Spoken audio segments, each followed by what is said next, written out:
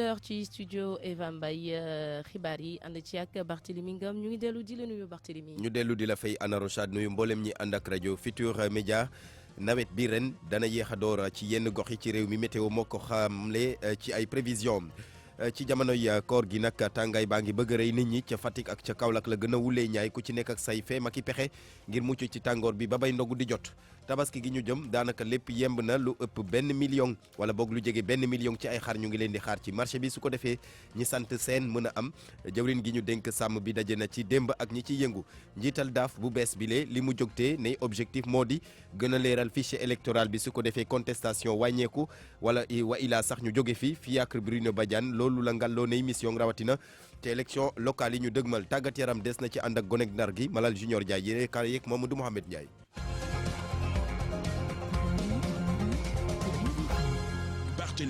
mbokk yi ñu ngi leen di gërëm rafetlu seen ànd ak rajo Futurs Médias xibaar yi ñu dooree kook nawetu ren bi daanaka dana yéex a door ci yenn gox yi ci réew mi météo moo ko xamle ci ay prévision am moom nag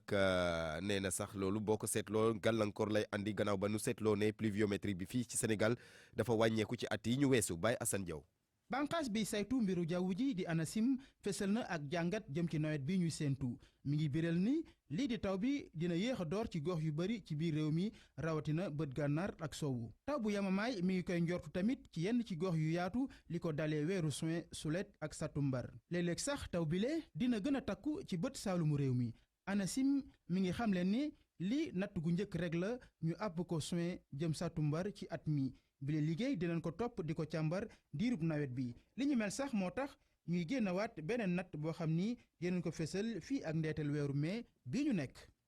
Baye Assane Diaw jërëjëf ci jamono ñuy xaar nawet bi nag ak koor gi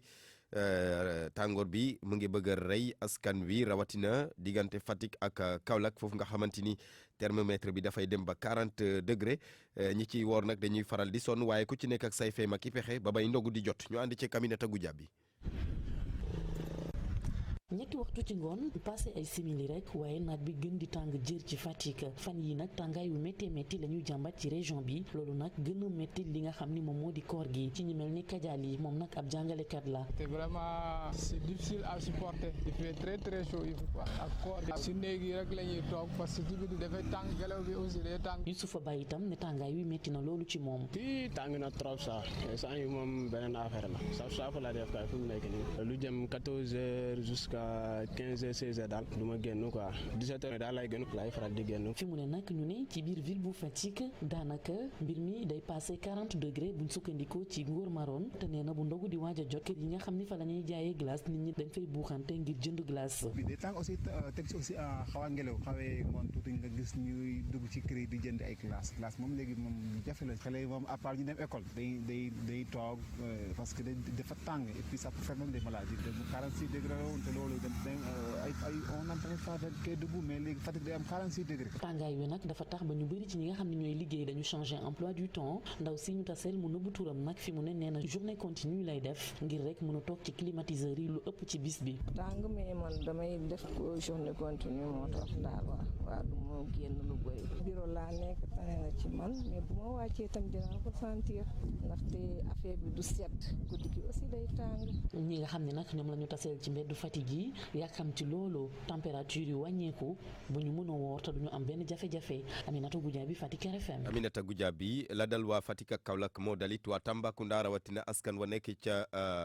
quartier bi ñu duppee plateau Afia tableau Mouride ñoom it tàngoor bi moo leen di bëgg a rëy ci jamonoy koor gi yokk ci nag li leen ci gën a métti moo di seen robinet yi nga xamante ne duy faral di am ndox loolu nag tax démb ñu bëggoon ab manifester ngir yëglu seen bataaxal bi ñu jagleel autorités yi Aïda Badiane moo ko yore.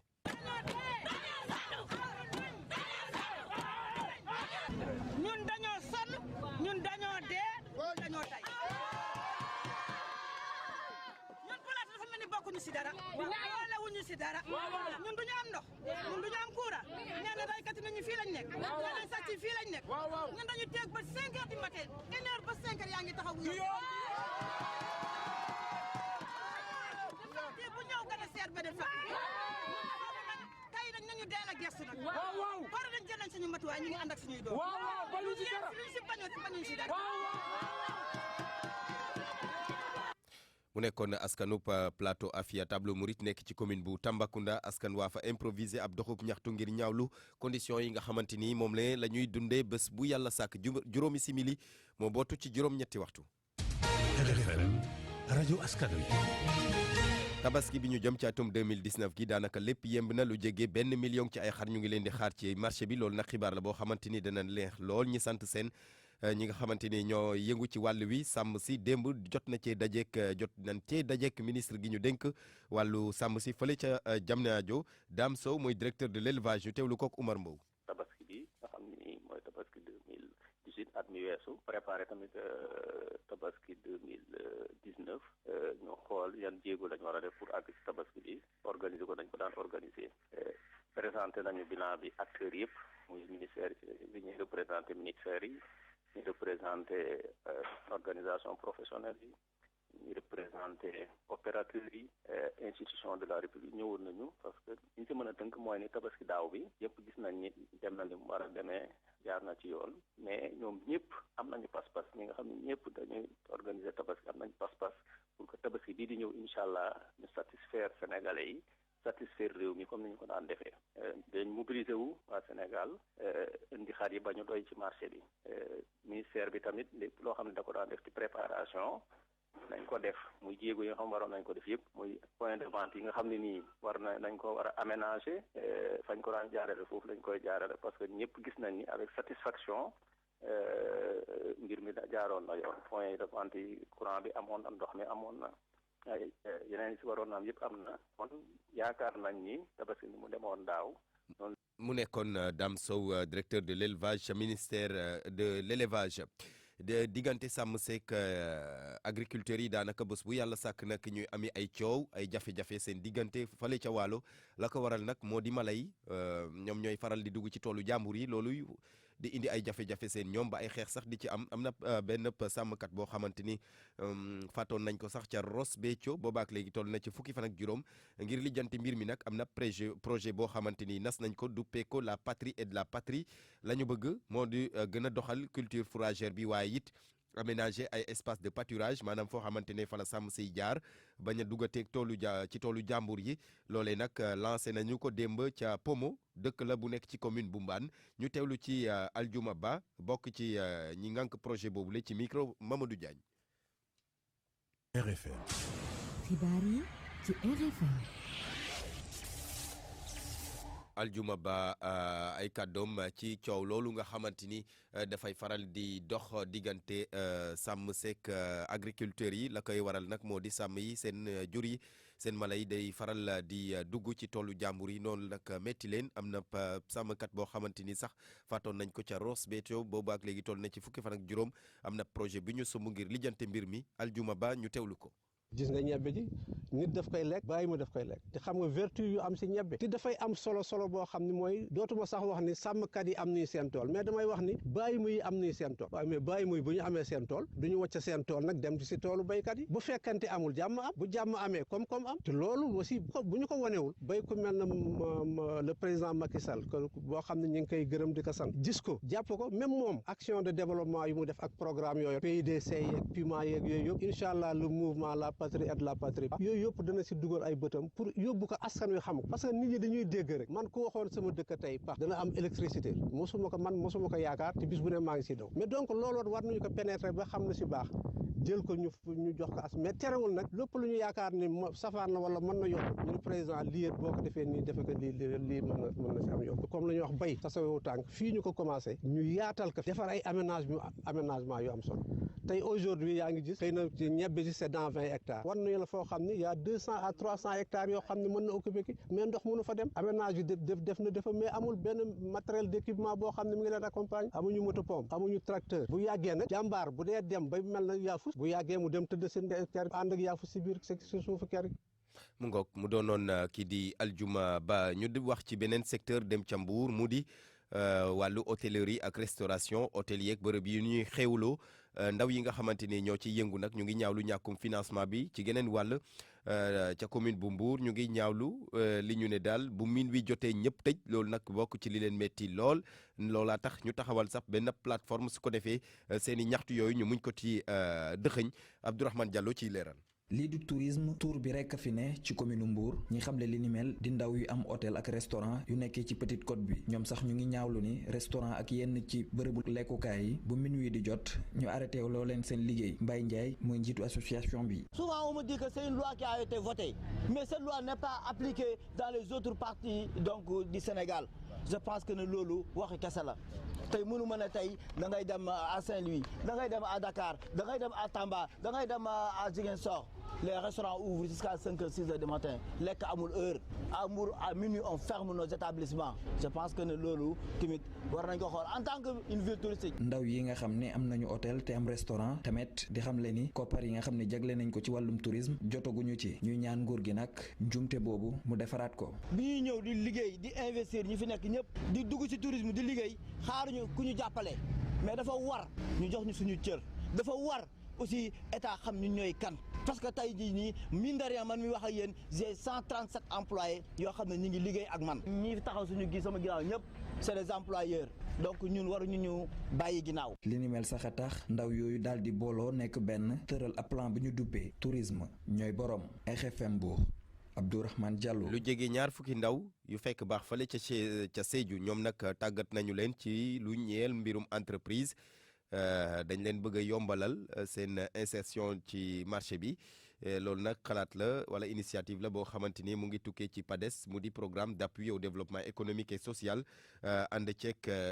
ñi nga xamante ni ñoom la ñu duppee le corps de la paix Max Lid Kamfani. ñaari fukk ak juróom ñooy am tàggat bi jëm ci plan d'action activité programme appui développement économique social Sénégal PADES ci diwaan bi loolu dox ci lëkkale bu ñuy amal ak corps de la paix ak centre formation professionnelle bu Sédhiou Mamadou Lamine Mané expert ci wàllum renforcement capacité ak xarale yi ci PADES. ndaw yi toujours ñoom daal ñoom ñooy gën a xam ne du ñu jël si opportunité maanaam yi nga xam ne neew na fi ñu ko jëpp mën si wàllu liggéey te nga xam ne liggéeyu ndaw yi fu ne lu soxal nguur gi la àdduna wërngal képp liggéey ndaw maintenant problème la réew mi donc yoon bi léegi moom mooy maanaam nga poussé leen ñu am seen entreprise bopp ñu tàggat leen ba noppi si loolu ñu léegi ñu xam lan la sooy def embauche sooy jafal gànnaar nga xam naka la ngay defee comme ça perte yi du bëri. ab mbir bu war a oyofal insertion ndaw yi ci marché bi ak it mën a jëmale seen bopp ci wàllum koom loolu lay xamal expert en renforcement de capacité bi. nag sa patron bopp maanaam daal waaye nag dafa lu mu laaj moo tax ñu jàpp ne war nañ mën a fii si Sédhiou tamit jàpp nañ ni si téeméer boo jël juróom-ñaar fukk ak juróom yi ay ndaw lañ donc soo bëggee comme par exemple soo bëggee suqali comme koomu Sédhiou il faut nga jaar si ñooñu financement bi tamit jox xaalis nit ki xaalis rek def ko si nafaga donc ñun pour moytu loolu parce que dañu bëgg ñu créer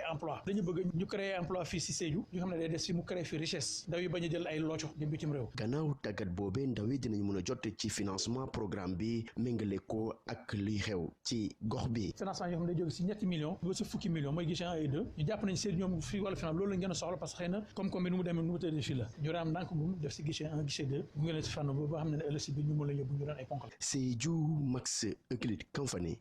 RFM. Max Euclide Kamfani ñu waxaat ci gaal gi nga xamante ne dafa suuxoon ca Elou Balir nekk ca Ziguinchor week-end boole passé ba tax sax juróom-ñetti doomu aadama ñàkkoon ci seen bakkan boobaak léegi nag société civile Ziguinchor di yëg lu ñaawlu doxalinu autorités yi nga xamante ne ba jéeyo ja amee kenn ci ñoom demu fa fi mu ne ni nag jàppaleñ ne autorités yi jël nañ dogal daanu fa dem am na ab délégation boo xamante ne directeur cabinet bu président bi di Augustin Tine moom moo koy jiite dana fa dem keneen it dana fa dem di ministre gi ñu dénk wàllum napp geek économie maritime di Aminata Mbengue Ndiaye. ak RFM kumpa jeex na. fexe ba gën a jekk laat fichier électoral bi ba dootul am contestation wala boog bu amee da mu doon lu néew loolu nag moom mooy bëgg-bëggu kii di directeur bu bees bu automatisation fichier bi mu di daaf nee na nag am na recadrage boo xamante ni dana ko def ci fan yi weesu su ko defee élection locale yi ñu jëm daal mu bañ a am ay lënt ci lu ñeel fichier électoral boobule ñu teewlu ci fi yàq Bruno Badiane moom mooy directeur bu bees bu daaf ci micro Mamadou Amar Ndione. xam nga daaf mu ngi tudd direction de l'automatisation des fichiers maanaam dafa am ay fichiers yu bari ñuy gérer. nit ñi nag dañoo foog ne fichier daaf daal fichier électoral rek fichier électoral naam am na importance lool waaye def na yeneen fichier yoo xam ne il faut ñu xool ko saytu ko maanaam fichier carte d'identité bi maanaam relation bi daaf am ak les opérateurs de téléphonie parce que ñoom ñëpp ñooy gérer ci daaf relation bi mu am ak direction des passeports yooyu yëpp ak gestion personnelle bi nga xam ne moom la ñuy yor ci fichier daaf nga xam ne daaf c'est un service de police waaye ci biir am na ay yeneen nit yu fa ne yu liggéey foofu donc il faut que ñu mun gérer ñëpp pour que mu def bu baax. waaw monsieur le directeur wàllu fichier bi gis nañ ne ñu ngi jëm ci ay élections locales loolu tamit lu am solo la ndax coow li bëri na ak yooyu waaye yow nan nga fës ne taxawee ci mbir moomu. ah ñun xam nga ne fichier bi fi mu nekk nii fichier bu jaar yoon fichier bi audité nañ ko biñ ko audité wax nañ ne c'est valable c'est un fichier valable à 98% virgule donc ñun li ñu mën mooy yokk pour wàññi impair yi ci nekk ndax nit ñi mën see gis seen bopp parce que fichier bi fu mu toll nii liggéey nañ ko liggéey boo xam ne ah macha allah des na nag parce que le fichier n'est pas parfait mais on va essayer au maximum ñu parfaire ko. mu ngoog mu nekkoon génn gu njëkk ba gannaaw ba ñu ko falee njiital daaf moom fi yàq Bruno Badiane kàddu yu mu dénk Mamadou Amar Ndiom Amar Ndiom. sama technicien bi daa mel ni ku yàkkamti. koor gi kan la jàpp ci yéen ñaar. en tout cas Malal Diagne. ba Barthélemy. noo def. sant mu ñëg di moytu. ca doxal. tarkal nu door ak football bi ci coupe du Sénégal ci réew mi démb Gorée ñoom dañu daal di rek qualifié ci yile demi-finale gannaaw ci bënu laxarte ba génn seen diggante ak waa Linguère yi ñu doon jonganteel yëf yi kon xewoon foofa ci banlieue bi ñu mujj leen kon dóor ñaari bal si benn Ndongo Ka moo woon nekkoon ca stade Alassane Djigo. jàmbaar ak ndorteel lu am solo gi mu sóoboo ci gilek jongante tax nag laata match bi sori ñu daal di jiital équipe bu Gorée ci bi ñuy joué 17e minute Moussa Wade daal di dugal but bi tax jàmbaar daal di jiital équipe bu Gorée waaye yàggul dara laataa ñuy dem ca mitang ba ñoom goney Boubacar Gadiaga yi équipe bu Gorée daal di leen di dab 28e minute Gora Diop daal di dugal but bi tax doomi Gorée yi daal di égaliser waaye but bi tënk match bi nag tax Gorée mën a qualifié ci demi-finale yi daal di dugg ca ba ñuy toll ci arrêt de jeu yi ca mujjantal ga Gorée daal dee dóor jàmbaar ñaari bal ci benn Olivier Kabou mooy entraîneur adjoint bu US Gorée. ñun actuellement suñu objectif vu suñu situation mënuñu def objectif coupe actuellement ni Gorée objectif am principal mooy maintien te daanaka mathématiquement demaguñu donc dimanche lañ koy joué buñ ko assuré ba pare ñu doog a xool lan lañu coupe bi di jox quoi. beneenu quart de finale bi doon dox ci diggante ñaari tali ak Linguère bu Ndar Géej waaye goney Papa Thiaw yi ñoo mujjoo gañe sàmm Linguère yi benn bal ci dara Ndongo Ka Pikine RFM. Ndongo Ka Gorée kon doon laale ak waa jàmbaar ñaari tali ñoom ñoo doon jongante ak waa Ndar ya ñaari tali itam fexe na daal ba génn ci dóor ko benn bal ci dara ba ñu noppee nag Pape Thiaw di entraîneur ñaari tali bi am na loo xam ne def na ko ni njàngat ci googu leen dem ak di des ci championnat bi. victoire bi lu baax la lu am solo la si ñun parce que tamit gagné benn équipe comme Linguère koo xam ne concurrent direct la si championnat bi aspect psychologique ak mental da si am importance donc tey yàlla may nañu 3 points yi passé nañ beneen tour muy demi-finale la coupe du Sénégal donc lu des mooy préparer ko bu baax a baax te xam ne suñu objectif ñun mooy championnat bi pour se maintenir le plus rapidement am nañ 2 matchs am nañ 5 points yu plus que Linguère lu des mooy jéem a ñafe rek faut pas que ñu teg ni coupe bi la ñuy jouer ñun suñu objectif c'est mooy maintenir. Malal waaw Pape Thiaw mii mooy Pape Thiaw ma woon bu équipe nationale. bi nekkoon équipe nationale 2002. waaw moom la. ok moom mooy entraîneur équipe bu ñaari tali ndax xam nga ñaari tali lañ nekkoon ci ay jafe-jafe. te moom ñaari tali la dëkk doomu ñaari tali la ñu wóolu ko mu ñëw. def na loolu pour génne équipe ba mu ñëw ba daal équipe bi nag nekkoon na sax daanaka ndàdda presque. waaye yéegewaat nag bu mu toll nii xaw na sori tuuti zone rouge bi. mais ba léegi rëcceegu ni il faut nu gagner dimanche comme ni nga ko waxee bu ñu bëggee des ci Ligue 1 bi. loolu am na solo. waaw ñu wax tam football féminin ak ñaareel bi journée tournoi IFOA B bis ni tey lay doon ñetti waxtu bu tegalee fanweeri simili Côte d'Ivoire mooy Sénégal ñooy suwe bu nu noppee Togo laale ak waa équipe bu Ghana ci boobu la jongante Ghana googu sax moo njëkkoon dóor nag Sénégal ci journée bu njëkk bi léegi ñu waxtaanee wàllu compétition football ci bitim réew ak Europe noonu nag ci li nga xam mooy Europa League bi équipe bu anglais yi ñoo de cay finalu dañoo daal di fexe kon Chelsea ñoom ak waa Arsenal ba daal di rek defante ak ñi nga xam ñoo di allemand yu Francfort ak waa Valence yi dóor leen daal di mën a qualifié Chelsea daal di gagné ci série de penalty seen góol ba Kopa def jàllale gu mag jàpp ñaari penalty tax ba fu mu toll nii ñoom ñu daal di kon qualifié Hazard moo dugal penalty bi tax nag waa Chelsea gagné Arsenal moom dafa daal di dóor 4-2 équipe bu Valence bi jàll dem loolu nag bu ñu koy xool daal ci match aller ak ci match retour bi daal di taxaw kon Ligue des champions bi Tottenham bu Harry Kane mooy finalu ak waa Liverpool bu ñoom Sadio Mané ci Europa League bi Arsenal bu Unai Emery moom moo di finalu ak équipe bu Chelsea bu Sarri kon da mel ni anglais yi guddi yuñ toll nii. ñoo moomee vent. waaw ñoo moomee vent waaw. niñ koy waxee waaw dëgg na moomee vent ndax ñoom dina am lu ñu gëm mooy jàpp taw bàyyi. waaw